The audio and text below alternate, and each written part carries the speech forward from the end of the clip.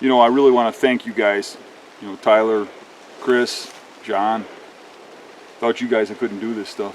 I know you guys come because you want to hunt too, but I mean, no, it takes a team to do a bear camp, you know? Yeah. And I really appreciate everything.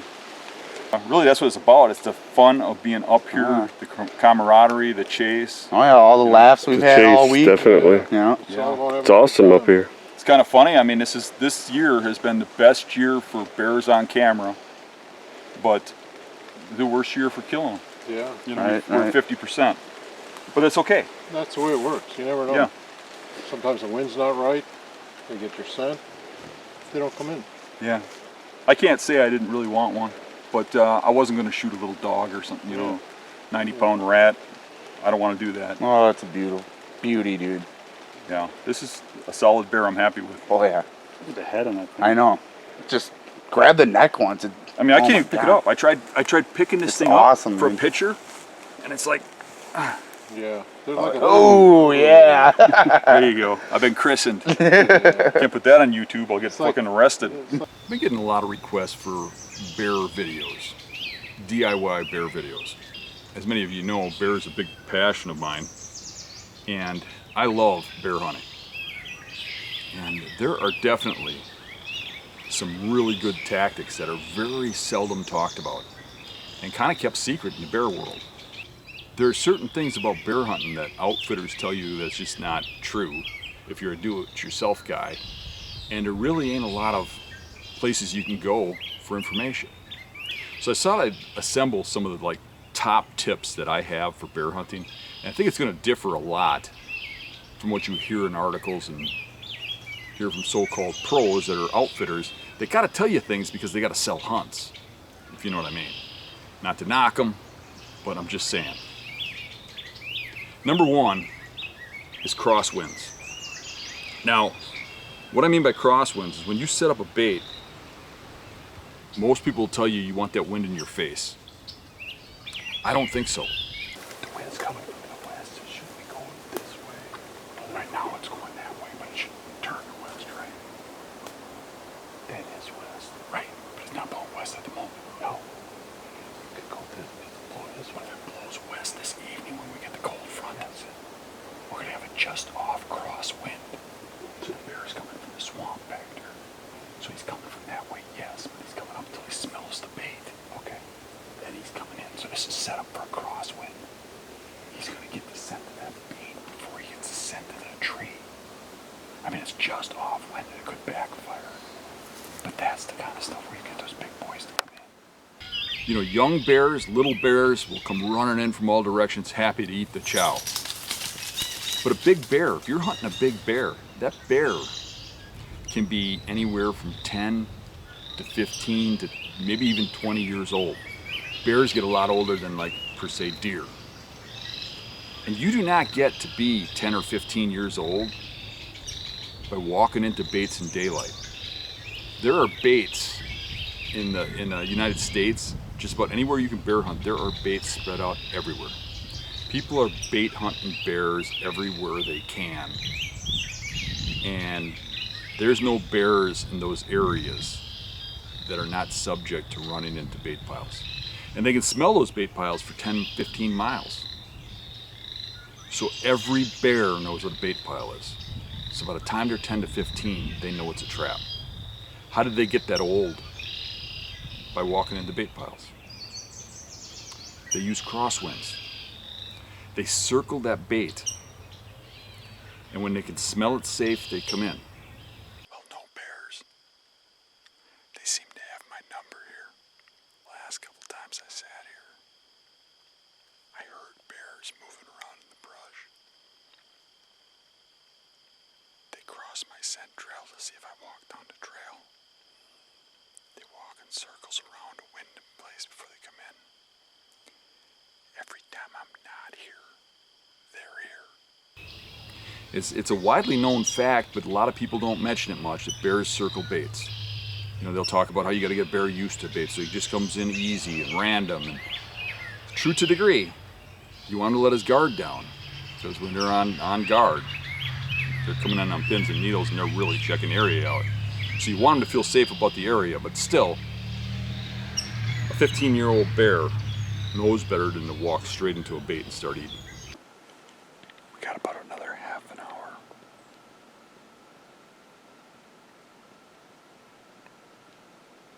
I can't understand why they're not coming in tonight. They were here all day yesterday, and even this morning before I got here. The wind's in a way they can't circle me, but maybe that's why they're leery. I don't know. Crosswind seems to work better than while you were coming. I think I just heard a big branch break. This could get good.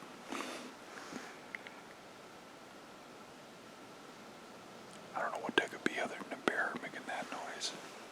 So hopefully.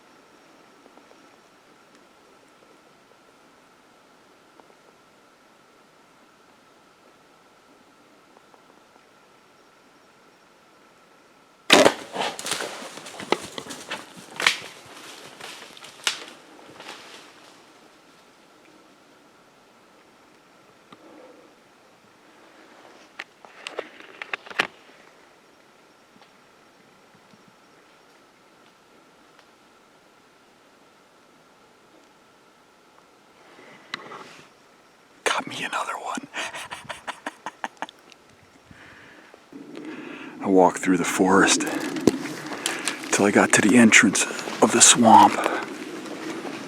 An old man came out of the shadows. He said, "Don't go in the swamp, for there is a beast within the swamp, lurking in the shadows and hiding in the trees." As I pushed the old man to the side, I smirked and I said, "I am the beast." Look at this thing. What a pig. Jeez, I can't believe I got him. What they do is if you got the bait here and they're bedded here, they will, and the wind's blowing like this, they will circle that bait until they get to the downwind side and smell that it's safe and come in. So if you got that wind in your face, when they get to the downwind side of the bait, you're between them and the bait and they smell you. You aren't beating a bear's nose. They smell way better than a deer. You're not beating it. You can't beat a bear's nose. So if you're here, the bait's here, the bear's here, and the wind's blowing crosswise, when he circles, if he doesn't know where your tree is, he smells the bait, smells it safe, because you're on just off wind, just missing him. He goes till he smells that bait pile. Smell, smell, smell, and comes in. Now, not every bear does that. The big old ones do. And that's why you get used to, oh, that bear came in this way, this bear came in that way, that bear just ran in. Those aren't old bears. Do you want to shoot a big bear or do you want to shoot a little bear? There's a reason your big bears are disappearing once you start hunting and you're like, what happened to them? They were coming in like regularly up until hunting time. Crosswinds. I drew the bow, and when he turned to go towards the bait pile, I put a shot on him. I think it's a good shot. I think he's down. It sounded like he went about 50 yards, but there was no death moan, and I didn't get a pass through. I think I'm in the far shoulder, so I'm a little nervous, but I think I got him.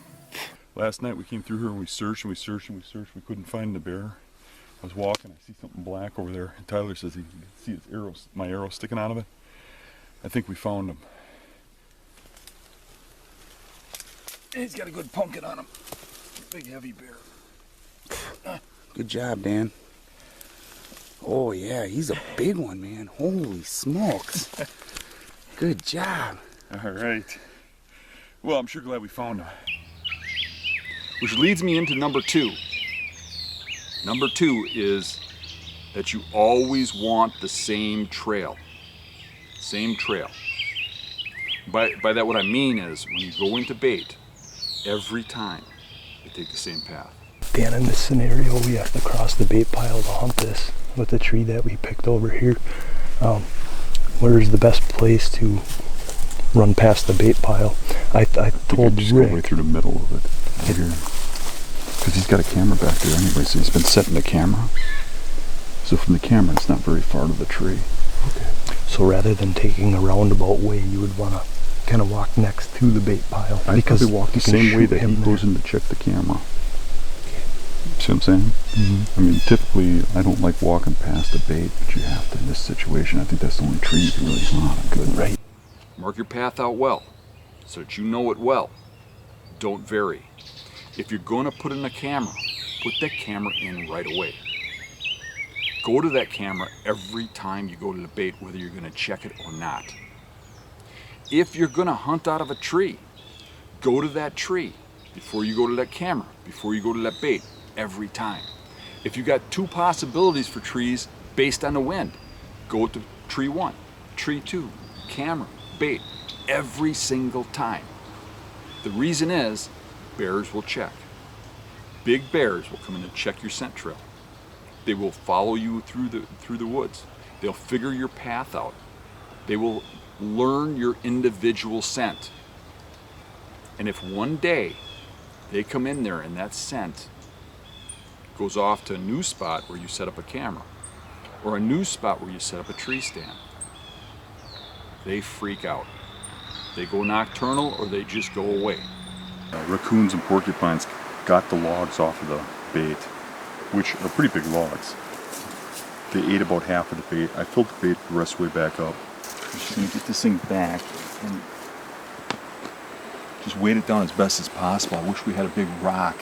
We do have some big stumps laying around and stuff, but I don't want to move things around because if I go get the stump, I'm putting scent where I don't want scent. So we're just going to use what we got, and if the raccoons get back into it, they get back into it. We'll block it up as best we can. That's the number 1 thing. People say, oh, the acorn drop. I lost all my bears to the acorns. Now you put in a camera just before hunting. Now you put up a tree stand just before you went to go hunting. That's what killed it. If you got that bear on a regular basis and he disappears just before hunting, those are the things that happen. Another thing it could be is you brought in a new hunter. Like a guide, his scent will go in there constantly, up and down that trail. Then one day, a client goes up and down that trail. Uh-oh, new scent. Been here 5 days, and what I seen was a real shift in the bears. And this is real common. Bears shut down when we get here. And people talk about that all the time, blame acorns and all that kind of stuff. But really, it's probably the new scent of us coming in. We noticed like that first place you hunted, most of the trails circle to the downwind side. You get that drift into the swamp a little bit. I mean, we set up as best we could for that spot, that first spot you hunted. But that was a very active spot. Bears were hitting it daily. We hunted it one time and it shut down. You gave it like a couple of times, hoping it'd come back again the next day, because they'll do that. They'll skip a day or something. But all bears quit coming into there. The spot I started at had 2 big bears coming in. And those 2 big bears were coming in on a regular basis, in daylight. So we went in there, set it up. The bear came in one more time. He poop marked our trail. And then he didn't come in, and I gave it, what, 2 or 3 tries? I think I gave it 3 tries.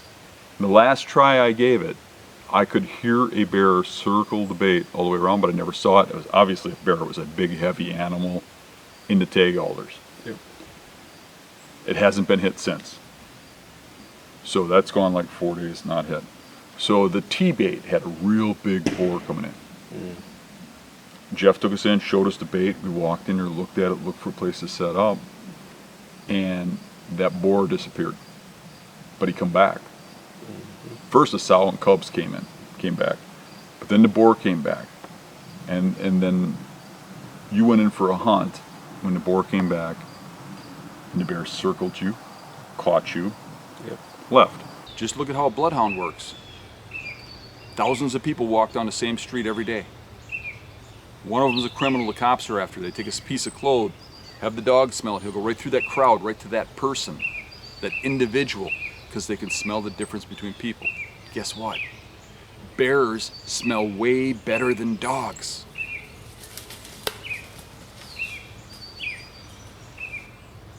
Same trail every time. And if you're taking a new hunter in or a new person in, try to get them involved in the baiting so their scent gets in there too. The stupid idea of hanging a shirt in the tree stand doesn't work. It's one scent, one spot. It's not on the trail. It's just an idea to get clients for guides. It really, I mean, I'm sure people believe in it, but really, I don't. I believe that bear's smelling where you walk, he's going. I've watched them come in and track me to the tree over and over and over again. I've seen it with trail cameras. One trail.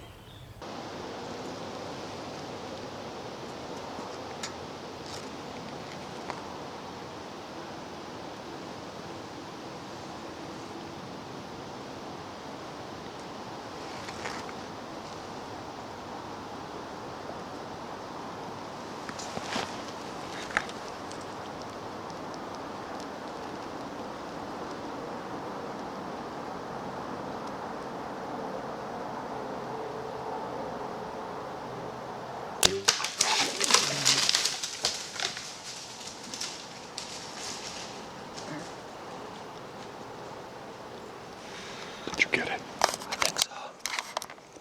Where'd you hit him? I don't know. Go back to find out. Okay. I wasn't watching when you shot. I just waited for her to turn her head. Don't interview me right now. Speaking of circling the bait, number 3, obstacles. And what I mean by an obstacle is a place a bear don't want to go. Maybe you got a deep river. Maybe you got a lake. Maybe you got an opening. I like openings. Bears don't want to, especially in the Midwest, I mean, this isn't Canada. They don't want to walk in the open areas. They want to stick in thick cover. They want to stay in the shadows. They want to stay down in the cool, low areas and creep in. But they want to circle the bait. So what they do when they're circling that bait is they don't go into obstacles. They'll go to the edge of it, right? So if you put your bait on the edge of an obstacle where there's an opening, you can have your wind blowing over the opening. And when that bear comes in the circle, he won't go completely in the opening. He'll come right underneath you. Works wonders. I've killed a lot of bears doing that. Obstacles. Find the perfect setup. One where that bear can't circle you. I set up on a clear cut that was probably about 10 years old or something. And it's just thick but open. And bears don't like to walk in that in daylight. So I put my back up against the clear cut. And the loggers stick to trees right up to the edge of the swamp. So my bait's in the swamp where the bears want to be, but my back's up against the clear cut. Wind blowing from the swamp out. And I set up right on the edge of that swamp with back to the opening. So bears couldn't circle me.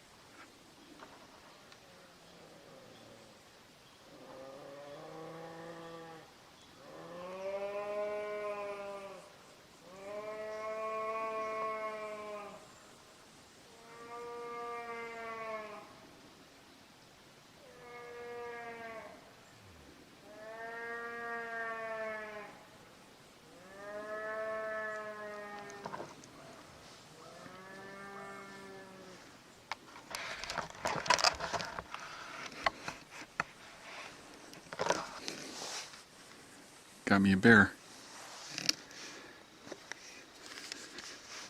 Right at the last minute, we're just about to lose camera light, and I looked down and saw him coming in. Never heard him.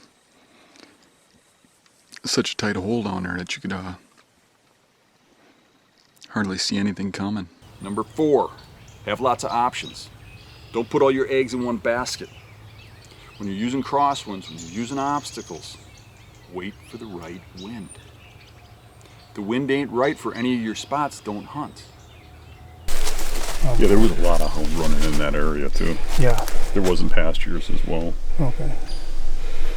Well, like I say, I want to give you options because I mean, I just assume if it was me, I'd stay out of a couple of them areas until I can get the bear to come back. You know. Sounds like a smart thing to do.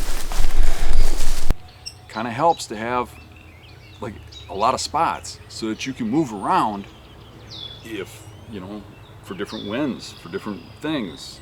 You do not want to hunt a bear spot before it's ready. What happens is when those bears, which are very intelligent animals next to deer, once they know that you're hunting them, they become very, very smart. Doesn't mean they're not killable, but they become a lot smarter and a lot harder to kill. So waiting for the perfect timing to hunt that bear is critical. So have lots of options. If you don't have the options, go fishing that day. Don't hunt it. Number 5, keep them fed. Bears will wander off and go to somebody else's bait if there ain't enough food. Some of these baits would get hit, and then they wouldn't get hit for another 2 days. But the baits that got hit again the next day, what was the common denominator? The food was left. There was food left over. Yep. Every time we had 2 hits in a row, the night before they left food. Yep. So I think it's critical to have enough food that they hole up close by, come back in. You got to use quality food. You got to use what they want to eat. You know, lots of nuts, lots of variety, lots of pastries. A lot of the baits that the bears like are expensive. So be it.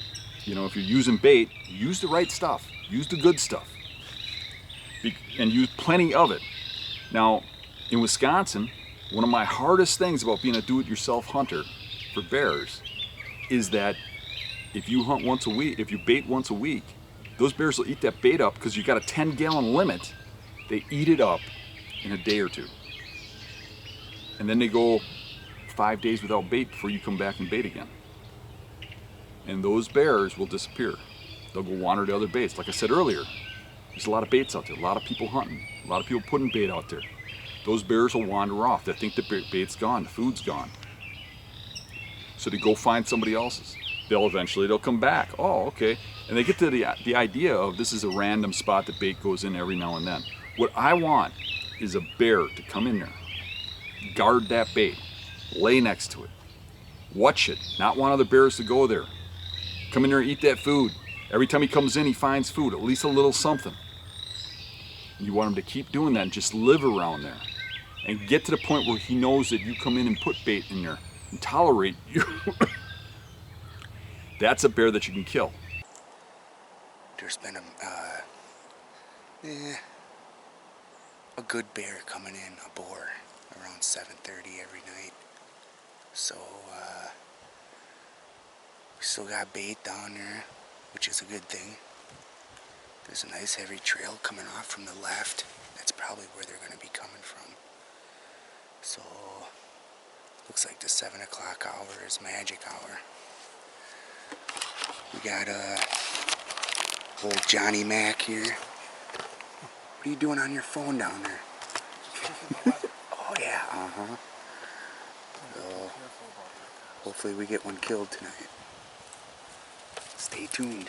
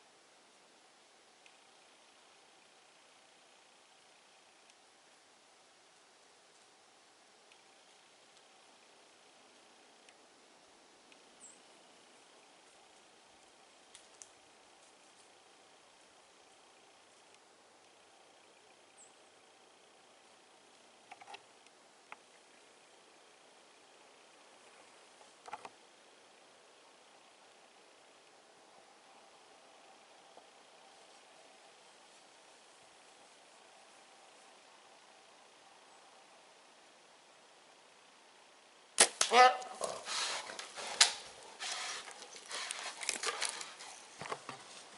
sure he's done. Hey, hey. Yes, yes. If you're baiting them once a week and they're eating that food in a day or two, come hunting season, there's going to be baits everywhere, because the closer you get to opening day, the more people are putting food out there. And those bears can wander and pick and choose the best foods, the best spots, So you really have to have a quality food and a lot of it. We do way better in Minnesota, where I have to drive 8 hours one way to bait. But I do better than where I drive 2 hours in Wisconsin, even though there's more bears here than there is in Minnesota, where I hunt. The reason is, in Minnesota, I can put down, 200 gallons of bait, cover it up with logs, not come back for a week. When I come back, the bait's just about gone, but there's still bait there. And then those bears live right there and come in constantly. Another thing about those baits is established baits work better. That's one thing the outfitters really have over the do-it-yourself guys.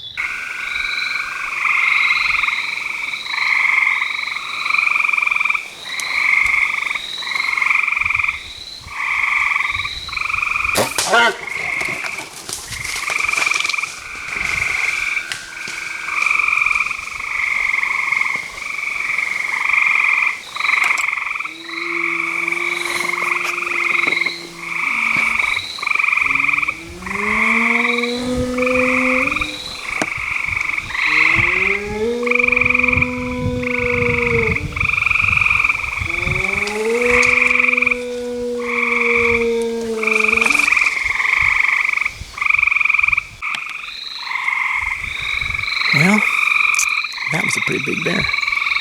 They say if they're crying, they're dying. I think that's a big dead bear. Because if you're going, you get a tag and it's once every 3 or 4 years, once every, even worse than that in some places, then those bears haven't gotten fed for years in that spot. They're leery of it. It takes them a while to get used to a spot. Those outfitters will have spots that they've baited for 20 years. Every bear for 10 miles knows where that spot is. And if they get hungry, they'll think about sneaking in there.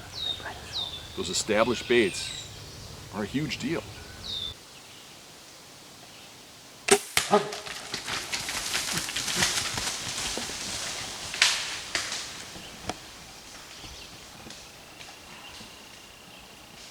Another thing about those established baits, like where we go in Minnesota, I won't get a tag for 4 years or 5 years now in my area. When I started there, you got a tag every year. Then I went to every other year, then every couple of years, then every 3 years, 4 years, and now it's 4 or 5 years to get a tag. But over those years, watch what goes on. I've noticed that there's certain giant boars or boars that I watched grow up because they'd come into that same bait. 3 years goes by before you go back and bait that spot again, the same bears show up. You can have a bait a mile down the road and those bears don't show up at that bait. Sure, some of them do, but there's some bears that will not show up at the other baits that always show up on that bait. They come back to the same spots. It's definitely a good spot. Yeah, Excellent we've spot. killed 2 400-pounders back here. Beautiful area. Look at the trails coming in and out. Yeah, the game trails are being used. You can even see the moss is dead. And what's interesting, we haven't baited back here in what, 5 years. 5 years. And look at this. Game trail's still coming to it. Here's fresh claw marks from not too long ago. There's fresh ones on there. And look at that. Right in there, it's still sapping. Yeah. But there can't be any baits anywhere near here because we are so remote. This is definitely a good spot. I mean, I think we're like 5 miles from the road. It's actually kind of incredible. They will completely ignore one bait that's the same food and hit another one, which tells me they're scared of certain types of setups. Don't know why, don't know what causes it, but I can tell you they don't go into certain baits and they go into others. So as simple as, if a spot's not working, just trying not that far away can make a world of difference. This is another thing that's not very well known by the general public about bears. They have a thing in their nose, a Wasser nasal organ, that separates odors. And what that does is when they smell something, they don't smell it like a person does. They break down those odors into ingredients. So when they smell something like, say, a birthday cake, they smell the sugar, they smell the flour, they smell the licorice sprinkles, they smell the cherry sprinkles, they smell the vanilla and the frosting. They smell every individual thing separately. It breaks it down. So they can smell two things at once, is my point. And kind of like people, they'll prefer things. One of the great things about hunting a variety of areas for bears has taught me things. Like in Minnesota, I can put so much bait out that I put a variety. And I've noticed that bears will go for certain things first. And sure, there's some baits like pastries and nuts that they will go for first. Most bears, but not all. But I have noticed that bears have different favorites, kind of like people. Like three people go to a candy store and one of them's getting chocolates, one of them's getting suckers, and one of them's getting candy bars, right? Because that's what they like. Bears are kind of the same. So having a wide variety is a good thing.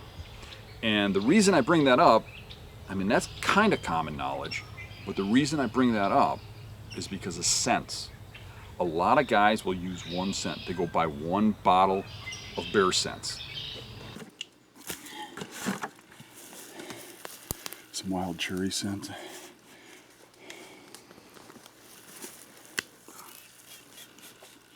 Way up in the trees.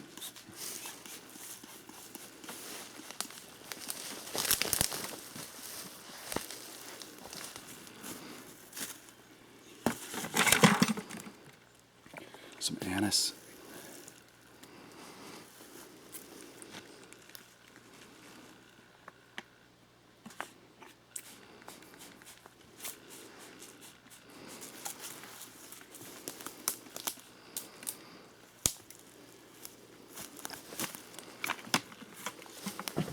Some vanilla extract.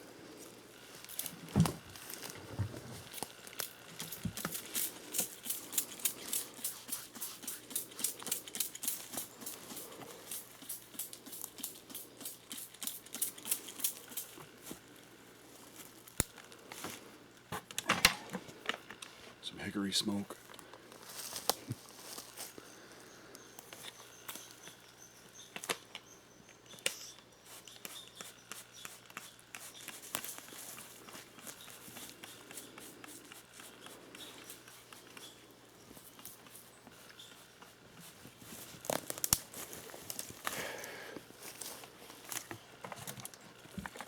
Some jelly donut. Let's get strong. A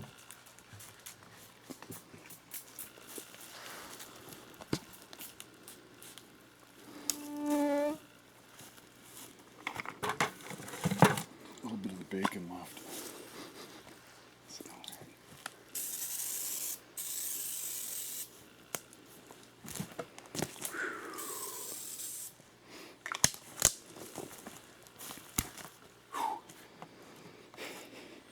Some of the berry scent. That's nice. Stuff stinks. You want to use a good scents because oil-based scents, like Bear Scents, that's actually a brand that I use. Those scents are oil-based and will stay there for a long time. They'll soak into things like your stump, your logs, the logs you put on your bait. The scents will soak into them. So, some people use licorice, some people use anise, some people use cherry, some people use blueberry. I tend to like to use a variety of them.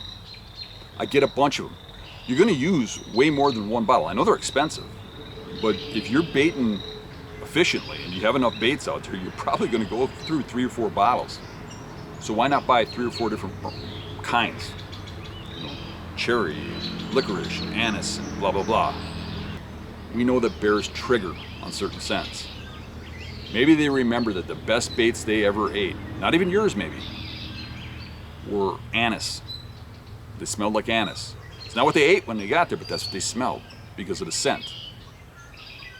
Now when you use anise, they remember that bait that they had years ago, right? And they trigger on it.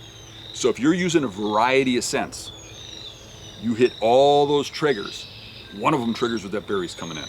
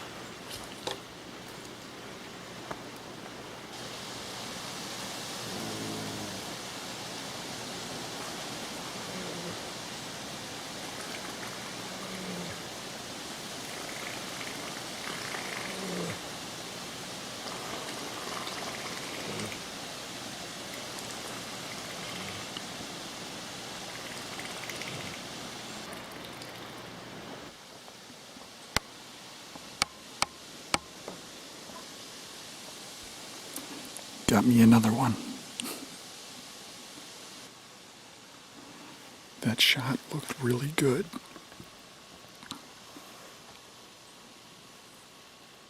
Another one running right at the tree. Holy crap. Thought he was going to come up here with me for a minute.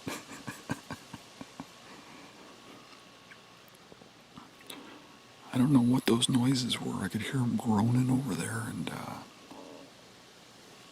sounded like air coming out of his lungs or something, but it's weird. The bear was right here, and when he turned over here, I shot him. I see blood right there and there. And now we found the arrow. I couldn't see that loop. Yeah, there's all kinds of blood here. Yeah, so he's bleeding immediately. Yep. And the arrow is covered with pink blood. Very good. Yep. Very good. Oh yeah, he's done, dude. He's done. Yeah. Good job, man. This is a happy face. That's a tree that So he came through here, charged right to my tree. Wow. And right here, he finally veered off. Oh yeah, look at the blood. Look at the blood. Sprayed right up against my tree. Oh my God, look at that. Look right there. Right on those leaves. Yeah, can you imagine me in that tree after the night before? After what happened the night Oh my before? gosh, dude. Holy sh! Yeah, that's a good bear. That's a good bear. Not as big as the one 3 years ago, but I like to think he's a bad bear because I wouldn't want to kill a good one. One thing that I've noticed with bears that I haven't heard many other people talk about, but my cameras show it, is when big bears, the boars, big boars, first hit the baits. I don't know why this is. It's just when they first hit it. Most of the time, more than not, the hits for me have been in daylight. Very first hit. First time, because I run a camera on those baits from the minute I put them out there to the minute I'm done hunting. And the reason I do that is because it educates me. It ain't just so I know what bears are coming in there. It's so I see everything that's going on and I learn from it, right? You know what I've seen in all my years of bear hunting? Every giant bear that ever showed up in my baits, the first time shows up in daylight. I don't know why. Yeah. They always do. Do you? Yeah, yeah. Pretty much the same thing? Pretty much the same thing. I don't know why, but they always seem to show the first time in daylight. They can pop up anytime. And the one thing I've seen is these bears, the very first hit tends to be in daylight. Not ain't 100% true, but when it's 60 or 70%, there's something going on there. I don't know what it is. I don't know why that is. But I do know that that gives you great odds on a bait that hasn't been hit yet, sitting in the daylight. So if you have a bait that's off to the side, the wind's right for that one, your other ones aren't working, you need a place to go, it ain't a bad idea to just sit a bait that hasn't been hit. I can remember one hunt in Minnesota. It was my last day, and I was willing to shoot anything at that point, and we went to try a bait that we had put out over a week, like 15 days earlier, just because nothing was getting hit where we were. So we moved to this bait not knowing what happened because we put it out and never came back, and it didn't even have a camera over it. This is years and years and years ago. And we get in the tree, and that bait has not been hit in 15 days. And I'm just thinking, oh, I need to go home. I just need to get out of this. I was hunting with another guy, and I was like, this ain't working. I got better things to do than sit here and watch a bait that hasn't been sat for 15 days.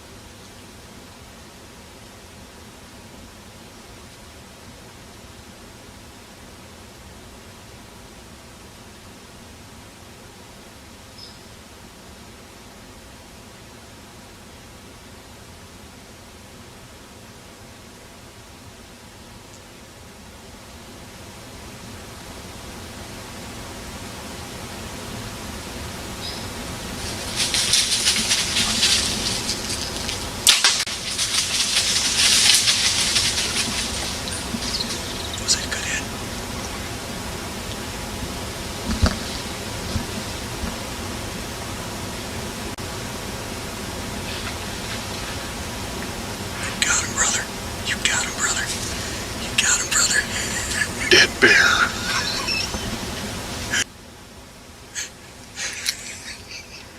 I thought you were joking. You said there's a bear coming. I'm like, yeah, right. I turn around and the thing's standing there. We're sitting here on a bait that hasn't been hit. This is the second night in a row we haven't had any hits on anything. We were half-assed tempted not to even sit tonight because we didn't think there was anything going to happen. We came in, gave it a shot anyway, and just sat, and I thought, well, maybe if we put a lot of scent to it and stuff and waited. And Greg says, bear, bear, bear. And I thought he was joking. I look over and there's a bear coming in. The thing comes right underneath us. And I don't know if it heard the buzz into the camera, it's real quiet, or if it saw us or whatever, but it looked right up at us. And I couldn't move, and it looked like it might still come in, but I didn't know because it was acting awfully touchy, and I figured it's probably going to bolt, but if it does, it'll probably stop.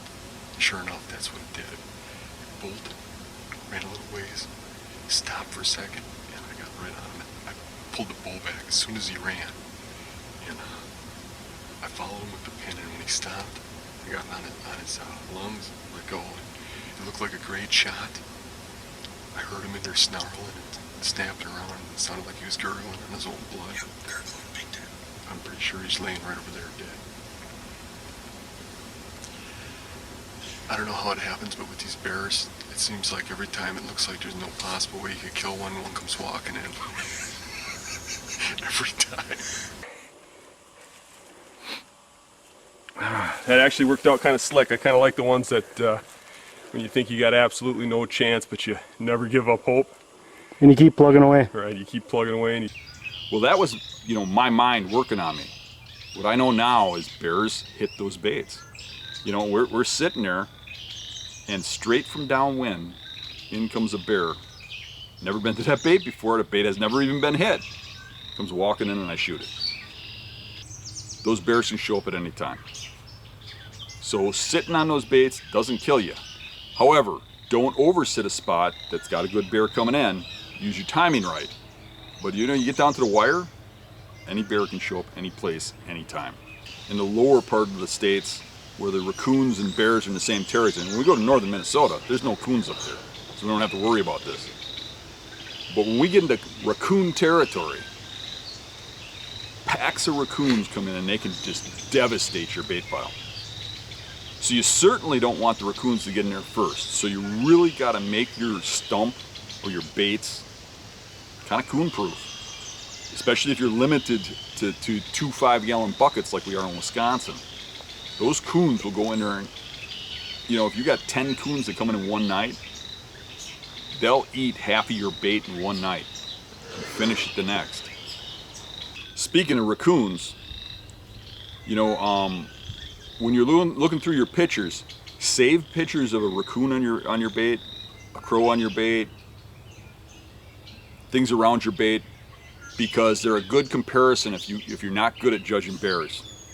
When you look at that raccoon on that stump and then you put that bear, the picture you get of a bear in the same spot, and you compare body size, you'd be surprised. Those bears look a lot bigger than they actually are. And when you got something to compare it with, like a raccoon that you know the size, a lot of times you can be like, holy crap, I certainly don't want to shoot that. And when it comes to judging bears, my rule of thumb is, really, you know when a bear is little. You know when it's small. When they come in, you can see it's small. You should have a like, oh my God, look at that thing, when it's a good bear. The ones that are the hardest to judge are the medium-sized ones. The ones that aren't giant and aren't small. It's hard to tell if they're not small.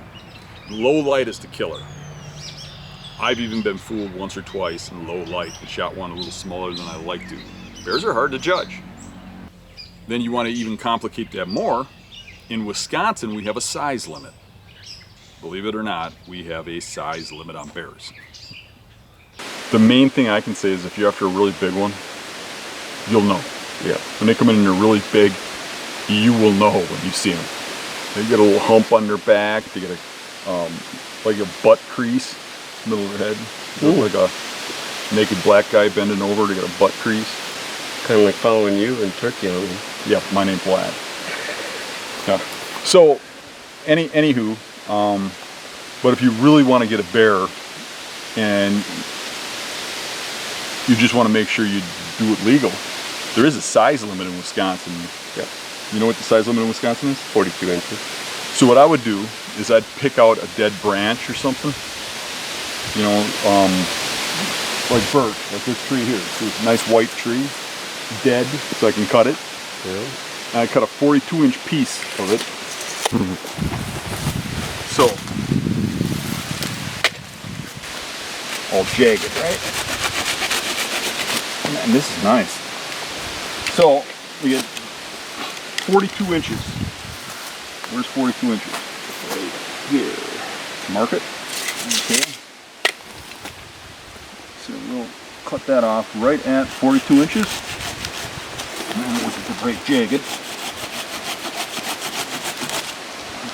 So this is how long a bear's got to be legal. From nose to base of tail.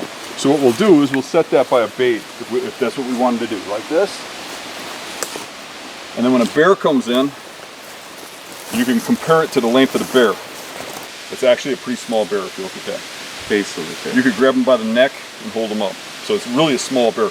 But that might sound ridiculous to a lot of people, but they look a lot bigger from a tree. They do. They look a lot bigger. Until you get some experience, probably not a bad idea. We try to use like a white birch tree or a poplar tree where it's really, the stick stands out. We lay it next to the bait, and when a bear comes in, that hunter needs to make sure that that bear is longer than that stick. But technically, you don't want to be shooting, you know, 3 or 4 year old bears that are real tiny. I mean, they live a long life.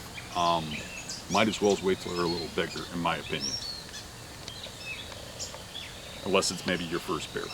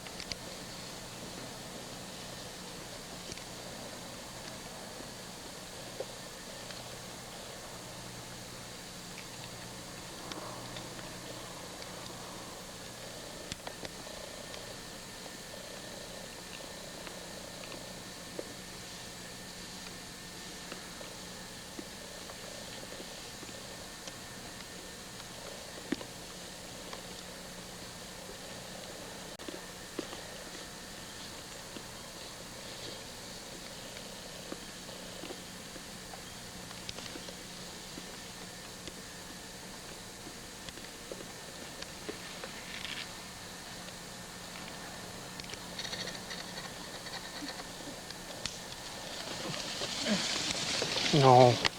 Get down.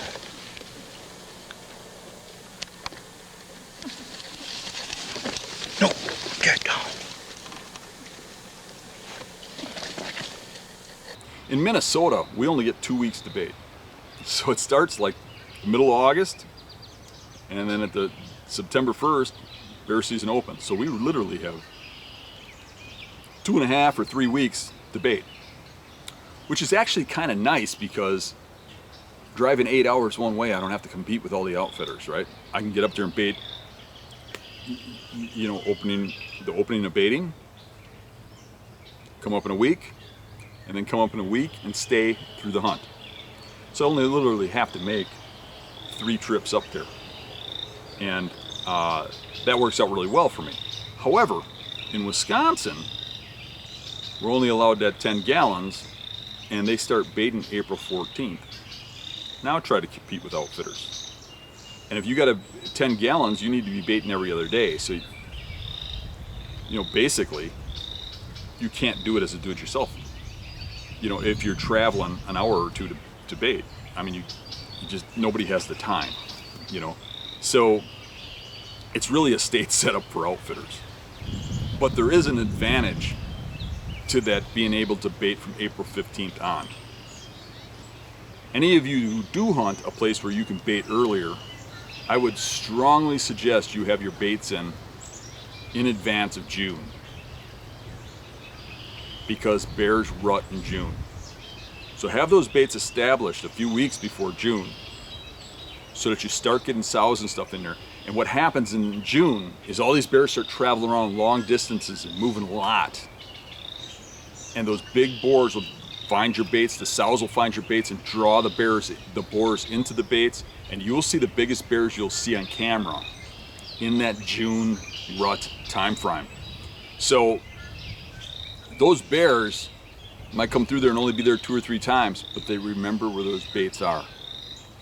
And they're highly likely to come back to them that fall, because they learned where that bait was because you had it out there when they're in rut moving around.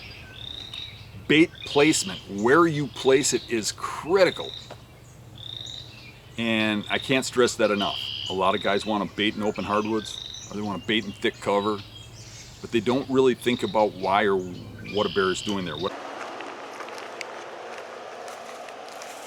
Holy cow, is that a pile of poop? Big bunghole.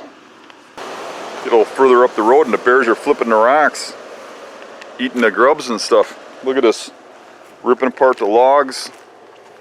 Yeah, you see it, rocks all the way up there are being flipped, where they're eating the worms and stuff. This is a lot of bear sign. And that bear poop was just back there.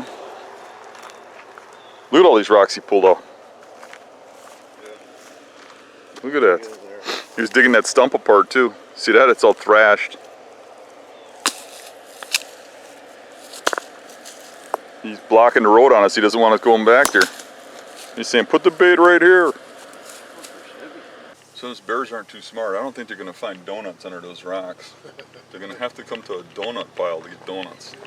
What I want to do is I want to create something.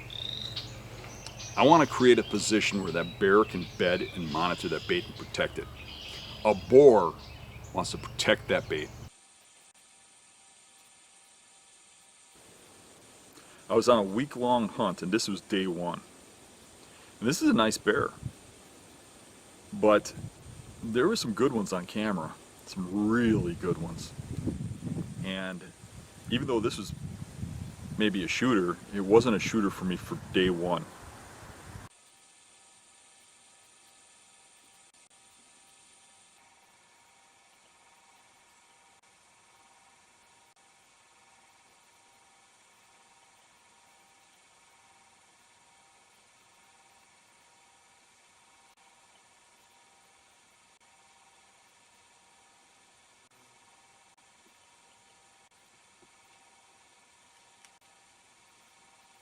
Eventually, somehow, that bear spotted me in the tree. Walked towards me a little bit, looked at me in the tree, and then backed off. He didn't run, but he left.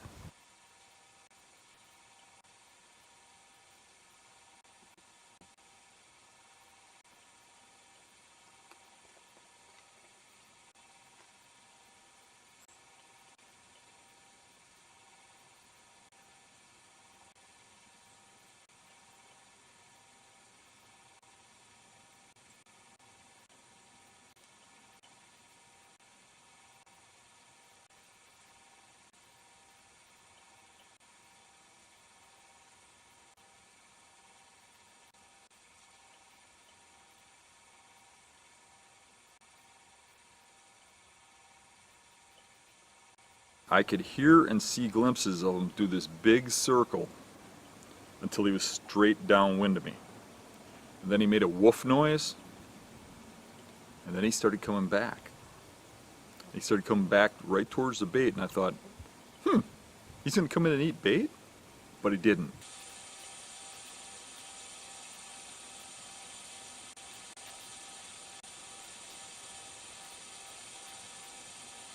He walked right through the bait, headed straight at me, and now it's almost dark, and he got 15 yards from the tree facing me,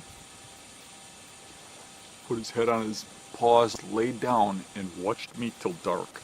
And when I got out of the tree to leave, he just got up, walked around, and paralleled me out of the swamp, and I was back quite a ways. It was about 3/4 of a mile to a mile back, and he followed me the whole way out of that swamp. If once he gets used to it and he's not scared of it and he doesn't think it's a hunter trap, what he's going to do is he's going to lay somewheres within 100 yards or so of that bait and kind of monitor it. Another bear comes in there, he's going to know about it. You come in there to bait, he's going to know about it. So he's going to listen to you come in and leave. Come out to feed when you're gone. So we got the first bait done. Poured cherry juice on it, sugar over. We got barbecue sauce, even some salad dressing we had.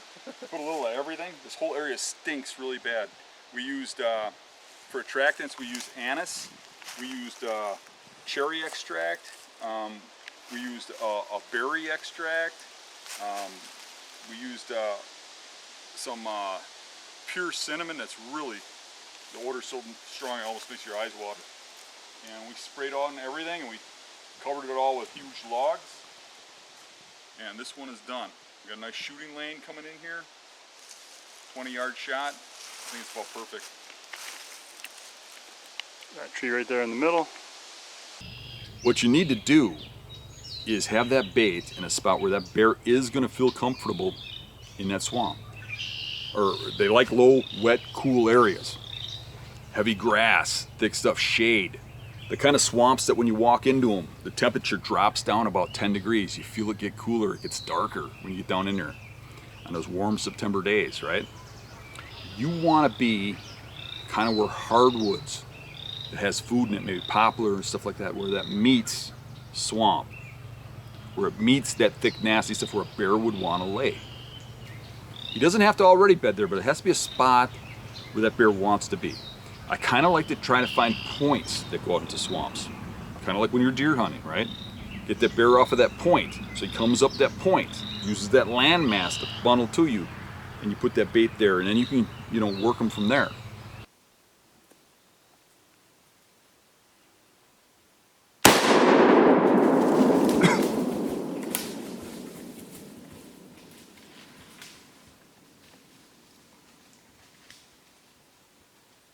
But you want that bear in close proximity. You want him listening to you when you come in there. So you can bait and then sneak out and then sneak back, climb a tree, or you can just come in there and climb a tree the day after you bait or 2 days after you bait. So you got the eyebrows here. Mm-hmm. Yep. Blonde eyebrows. Yeah. Nice. Well, congrats, man. Thank you. Congratulations. I'm excited. Good First job. one. Yeah. Took me 49 years.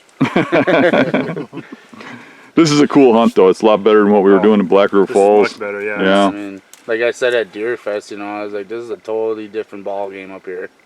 Well, I appreciate you guys helping me track them and No getting here problem. and getting them out. What time Thanks is for it? Like coming back one- to camp and waking me up. 2 o'clock in the morning? Or Yeah, it's something like that 2 right o'clock in the morning. Yeah, we've been at this all night. Tomorrow we start over. Yeah. And we still gotta get this thing skinned out and gutted and stuff. I mean, Yeah. We still gotta get back to the truck. we could probably just skip tonight and just go into hunting tomorrow and skin bears. So I don't think we're gonna sleep. No. Well, good job. Cool. Thank you. Thank you. Thanks for taking me. I appreciate it. Yeah. What we find in Minnesota is that when we have such a short window of baiting season, the bears react different than they do in Wisconsin. So in that short window of baiting in Minnesota, you know that 15, 20 days of baiting, whatever it is. I think it's more like 15 days, I think it is, of baiting that we have there before hunting. Those bears don't really get used to you. And when I say I come in once, I come in the next time, and I come in a third time and bait before we hunt. So I bait 3 times before we hunt. That bear isn't really getting used to my scent. So what we see is on the cameras, like I said, I learned from these cameras, is when you first put that bait out the very first time, we get a lot of bears that circle. We get pictures of them coming around the baits, sneaking in and not even hitting the baits, which is good to have a camera. You see, oh, okay, there was a bear here, but he didn't hit the bait. Later on, you'll see that same bear on the bait. They test it. They walk around it. They smell it. They're leery. They're afraid. It takes them a while to build up the courage to come in. Then when they do come in, they hit it quick and leave. You know, the first week you'll get a few hits. The second week, all of a sudden they start coming in groves. But by the third week, you start to see a trend too, that when you bait, the bears disappear for 2 days. The second evening into the third day, the fourth day, that's when they start coming back heavy. So what I try to do is I try to make sure that last baiting I do before I hunt fits that timeline in Minnesota. I try to hit that bait, 3 days to 4 days before I'm going to hunt, depending on how fast they're eating it at that bait. So that when I hunt it on the day it's prime. It's opening day here in Minnesota. This is my first bear hunt. I'm 5 yards from the bait.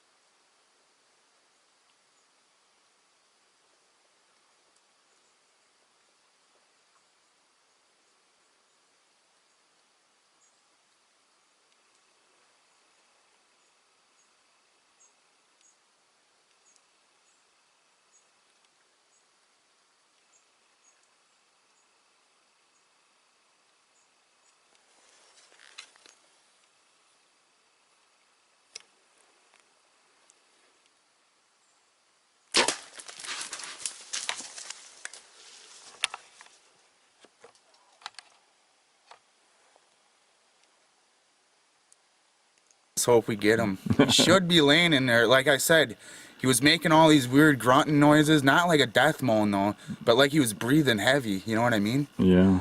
And then all of a sudden he was like sticks snapping and stuff. He's there dead. He's there dead. So he was hurting though. He was hurting. Good job. Yes, I got it on video, so yay. It's a good bear. That's the other bigger boar that was coming in. Yeah, there was 2 boars coming in. Yep. Congrats on your first bear. Thanks, Dan. If it wasn't for you, I wouldn't be here. Bada bing, bada boom! Thanks a lot, guys. John. It's Bearzilla! Awesome. All right, tag time. How's it going over there, killer? This is the fun part. Yep. Packing them out of these swamps. And that might not be for every bait. If there's one bait I plan on hunting first, I bait that one 3 days before, and then there's another one I'm going to hunt the next day maybe based on the weather predictions or based on if I don't get one here. I bait that one 2 days before opening because it's 3 days before I'm going to hunt. And I just kind of shift around like that so that I hit those baits on prime times. A lot of times when bears come into baits, they'll walk in, they use the cover, they slide in, and all of a sudden they turn and they're facing you and they sit down and eat. And you're like waiting for that shot, and they just lay there and eat and look around and eat, and then they get up and poof, they're gone, and you had no shot. So what we try to do, and it's not 100% because bears will find a way, but we try to crib them. Use a big tree, a big fallen tree. a giant rock, a big pile of brush that we make, and we put the bait into a V where that bear has to go around and go into it and give you the shot. He has to face the bait from you towards the bait. So he has to come around the bait and go to it. You create a corral, a feeding corral. So a V like this, and you're sitting here, and that bear has to come around and go into the V. He gives you that quarter-inch shot. Here we got bread with strawberries and nuts and candy and stuff mixed in.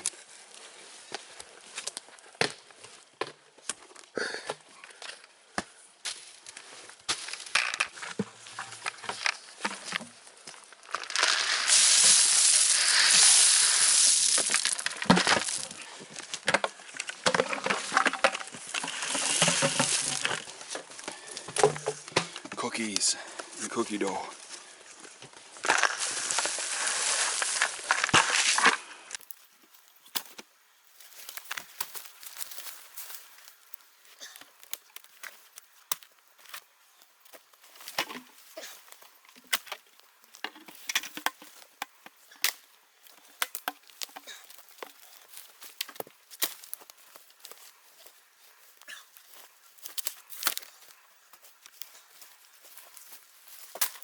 I'll give you an important tip about cameras. Number one, you want that camera there the whole time, like we said before. But be real careful about how you handle that camera. What I usually do is I have one person that comes along, his whole thing, somebody that's gonna be along on my hunt, so his scent, my scent, in and out of those baits. I don't want different scents. You know, if you're gonna have a hunter come in later, like a guide does, I want that guy's scent in there helping bait. But we go in together, and the one guy wears gloves when he carries the buckets, does not touch the baits at all. Not the scent, not the bait, nothing. And he deals with the cameras.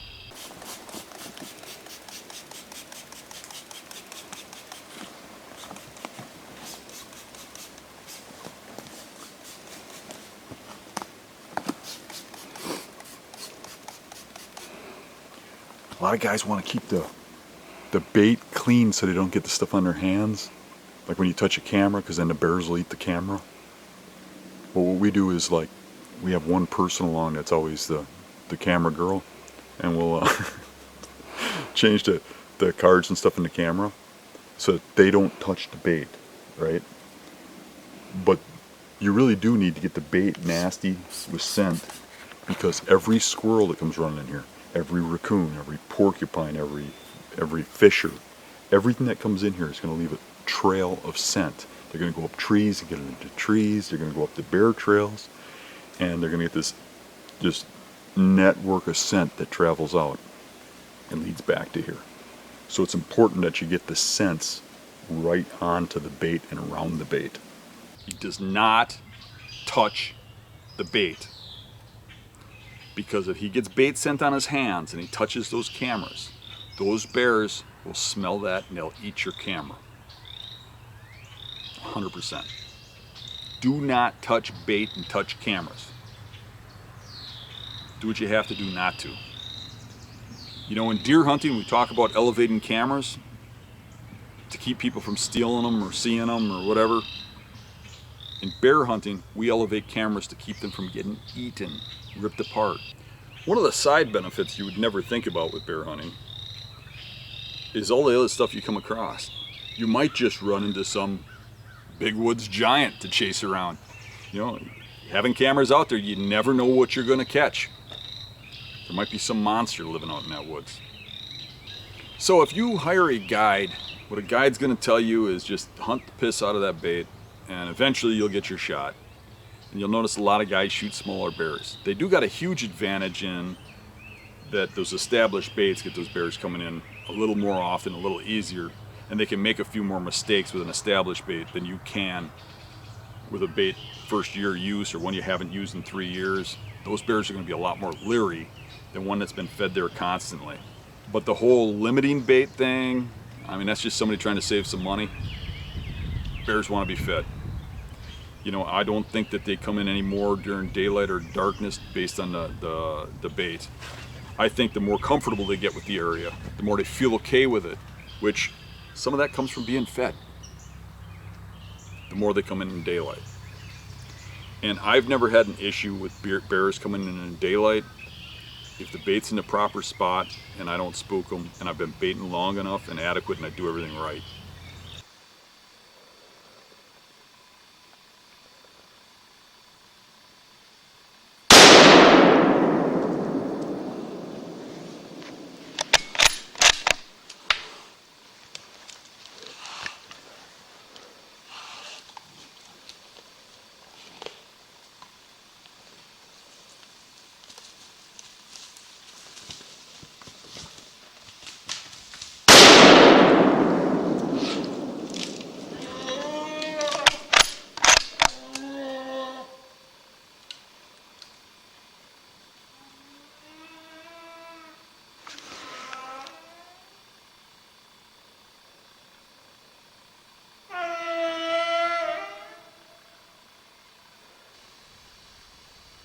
Wow.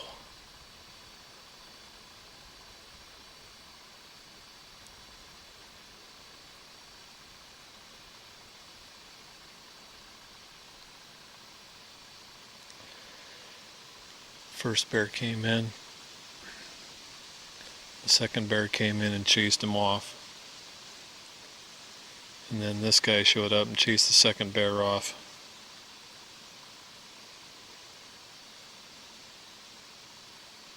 He went about 25-30 yards from the shot. He's laying right over here.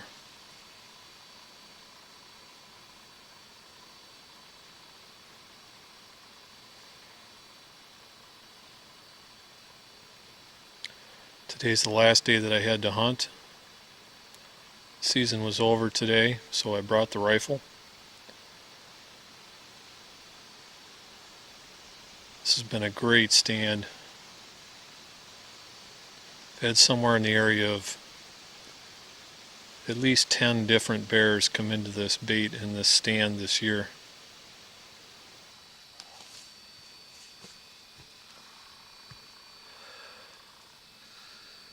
Okay, here's our bear. Put a lot of work in on this stand to get this guy this year. Had a lot of bears come in, got quite a few of them on tape. But finding an area like this is really what made it successful. Beaver ponds, a swamp, a lot of bear sign. Bears come in daylight. If they're not coming in daylight, I would say I'm not close enough to where they want to bed. And sometimes it just takes shifting a bait. Because I can tell you, one bait to another bait, they can be a half mile apart. And some of the bears that hit this one don't hit this one. Some of the ones that hit this one don't hit this one. Why? Why is that? Just a shift in the bait, if it's not active, can help tremendously. But if you shift that bait, it's a new spot. Keep that in mind. A lot of times those shifts need to happen after season so that you're not screwing up your season with a mid-season move. Anything you change, those bears figure out. Outfitters, a lot of times, they will make a route where they can get to these baits easy. Right off a trail, right off a road. And it might sound like they're lazy, but there's a reason they do that. They do that because if they put those baits remote, they would take too much time to bait one spot. They wouldn't be able to put on enough baits for everybody. They would have to limit their clientele, and they'd have to raise their prices dramatically. But as a do-it-yourselfer, all it is a little more work. Hiking in further than everybody else and putting on a bait is a good thing. A lot of these places where we bear hunt, there's a lot of hunters, a lot of competition. So if the road's here, you can figure most of those baits are right along the road here. And if you get out further, if you've seen the landmass, you see the swamp out here, and the baiters are down here, you can get past those baiters and up against that swamp. Those bears are going to be used to. They've been coming into and getting familiar with these baits for a long time, but they're coming from up here. Now they're going to go to your bait, eat that first, and then go to those ones. And you're going to have all the action. So getting in a little further than everybody else is huge. All right, well, we came in through kind of a clear cut and it turned into a real thick jungly area and pushed our way through to an area that looked like a good area for bears. And coming through here, we found a bear trail. Following it over here, we found a nice deadfall, and right next to the deadfall here, there's a bunch of bear crap right here. And this area is all beat down and matted down, so it looks like it's pretty good trails coming through this way, all the way out and around back there. So take a compass. Mark a good route. Know your way in, know your way out. Remember that whole same trail theory. Don't come in from different ways, you know, not even if the wind is different. If it's hunting season, wait till the wind's right. If it's not hunting season, just keep going in. When you're baiting, same direction, same spot, same trail. Go up to your hunt trees, go to your camera tree. We'll pack in there. Get a backpack, fill it with your scents and stuff, carry your baits. Get a little further back than everybody else. I took my son, Dan Jr., on a bear hunt. And we sat a fresh bait that we had just put out. It had never been placed before, never been hunted before. We put the bait out, scented it up, went to town, got something to eat, and we could only hunt for a few days. We came back that evening and we're gonna sit on that bait even though that bait hadn't even been out there a night. And when we got back, the bait had already been hit. 3 hours before we went in last night, we put out some pastries. When we came back 3 hours later, they were all gone. And we heard what sounded like a bear run off as we got to the bait, which is quite likely because the bait had only been there 2 hours. So we sat there till dark, and just before dark, I saw a bear stick its head up, look over some bushes, and go back down. A junior didn't see it, but I told him, there's one coming, there's one coming. And then finally it snuck out. And he shoots it with the old 12 gauge. Bear jumps up in the air, falls on his back, rolls over a couple times, and I thought it was done. And I told him, it's done, because he has a tendency to unload on stuff, especially when he's scared of it, and he was a little scared of bears. And that was on me. I should have let him shoot a follow-up shot, because the bear jumped to its feet and ran off before he could get another shot off. At 6, a bear came in. It shot it through a lung and its shoulder, rolled around, then it ran off. And we ended up having to track that bear quite a ways. And it ended up going into a hole in the ground and some tree roots. And we come up on that hole, and I didn't really see the hole at first. I was just trying to follow the blood. And I heard something and kind of looked back, and at the same time I made eye contact with this bear, which was in this hole, and he was literally right at my feet, so like a yard away. And when I made eye contact with him, he came barreling out of the hole at me, and I spun around to get away and tripped myself up in the roots and fell over. And the bear is coming out of that hole, and I'm laying right there, and it's coming over the top of me. And all of a sudden I hear, boom, boom. And Junior shoots this bear as it's going over the top of my feet. It turns around, goes back in the hole, and I'm like, what the heck just happened? We then tracked it. We found it in a den. It started to come out after us, so I shot it twice. You know, so I grab him, we back off, and we came back in the morning. Now we're gonna flip the coin for who goes in the hole to see if he's in there.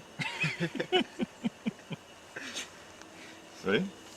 I think Well, the oldest should go we flipped first. the coin and Danny lost. No, I didn't. We didn't flip any coin. Okay, there's the bear in the hole. Danny, quick reach in there and see if he's alive. Okay. See here. I see him down there. Nice stiff. Okay. How are we gonna get him out of there? I don't know. Go in there and get him.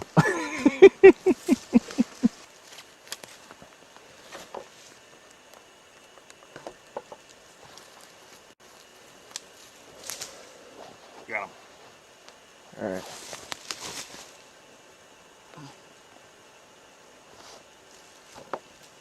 Come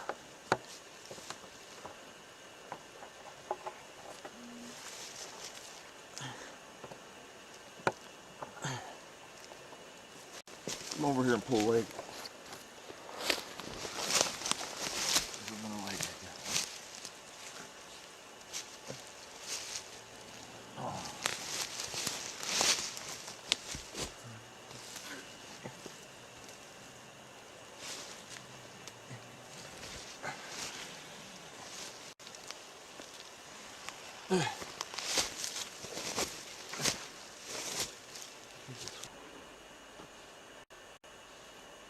What do you think? Is it fun?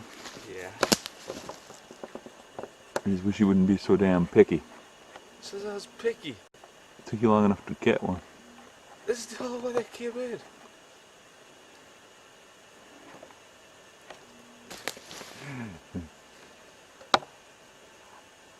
Alright. When you're hunting where dogs can hunt, that can be a problem too.